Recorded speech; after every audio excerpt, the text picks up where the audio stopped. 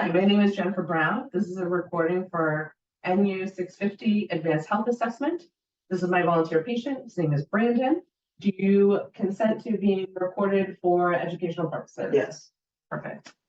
This is the heart and vascular and peripheral vascular assessment with a lung assessment as well. So I'm going to start by inspecting. I'm looking for any carotid pulsations, abnormal rise and fall of chest and muscle retractions. And we'll start with listening to your carotids. I'll use both the bell and the diaphragm for this. I'm checking for any bruits and thrills in the carotid. A bruit or thrill would be an abnormal finding.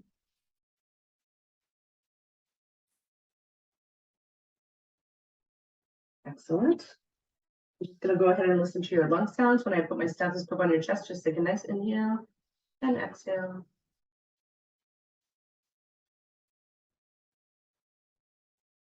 And you listen throughout all the lung fields, assessing for any adventitious breath sounds. Excellent. Next, I'll take a listen to the aorta and the aortic branches of the iliac and the renal, as well as the femoral.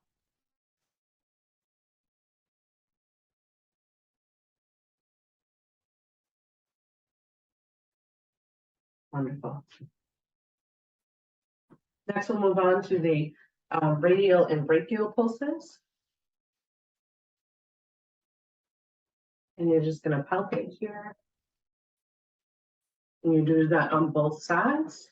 You move down to the lower extremities. You're just going to feel for temperature, color, see if there's any peripheral edema, if there's any pitting present. Both the popliteal pulses. Use two hands, touch your fingers together at the back of the knee, and then just slowly move outward until you feel that pulse on both sides.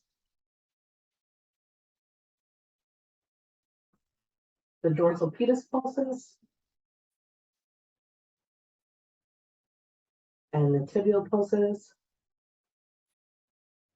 Additionally, here is where you can check for a Holman sign to differentiate your diagnosis if you're concerned about a DVT in the lower extremity.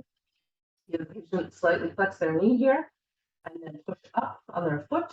While you palpate their calf, there should be no tenderness or calf pain or pressure that they feel there, which could indicate a possibility of a DVT, which would indicate the necessary further testing needed.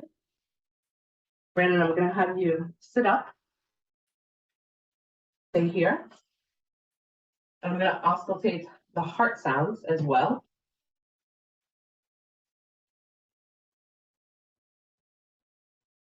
You're checking for S1, S2. And at the apex of the heart, any indication for a murmur or split S2. A split S2 could be a normal finding with inspiration and expiration. There's no murmurs, clicks, or gallops. I'll have you turn this way. And I'm going to have you take a nice deep breath. Anytime you feel my stethoscope touch your back.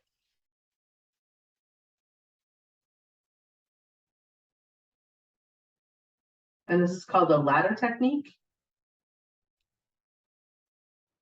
We auscultate equally left to right.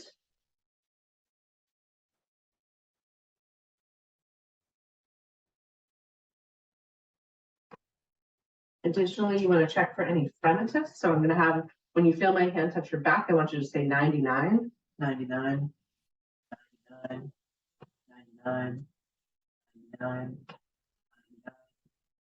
99.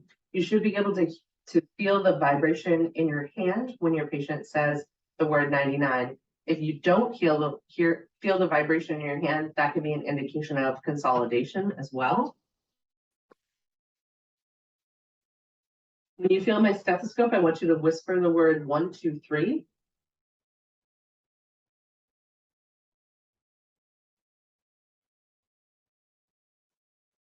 While I'm listening with my stethoscope, I can see that he's saying the word 1, 2, 3, but I should not be able to hear it with my stethoscope. If I can hear it, that's an indication of consolidation. And then Brandon, I just want you to say the word EE when you feel my stethoscope against your back. EE, EE, EE, EE, EE. If I'm hearing EE, which is what I'm hearing, that means that the lung sounds are clear. If that EE noise changes from an EE to an AE or an AY sound, that can be an indication of consolidation because the sound traveling through the consolidation will change. I'm going to have you return to the lying position. And I want you to outstretch your hand. This is the Allen test. I want you to pump your hand a couple of times and then hold a fist for me. And I'm going to compress both the radial and ulnar artery. I want you to go ahead and open up your hand, and then I'm going to release the radial, and that the palm of his hand actually pinks back up. And go ahead and pump your hand again for me and hold a fist. I'll compress those arteries again. Open your fist and release the ulnar, and that palm of his hand pinks back up. And that's called the Allen test, and is checking for circulation in the bilateral wrists. This is important if we're going to be doing an arterial blood gas. We check for that Allen sign to make sure that they have adequate blood flow to both the radial and ulnar arteries. That completes my thoracic and cardiovascular with peripheral vascular system assessment.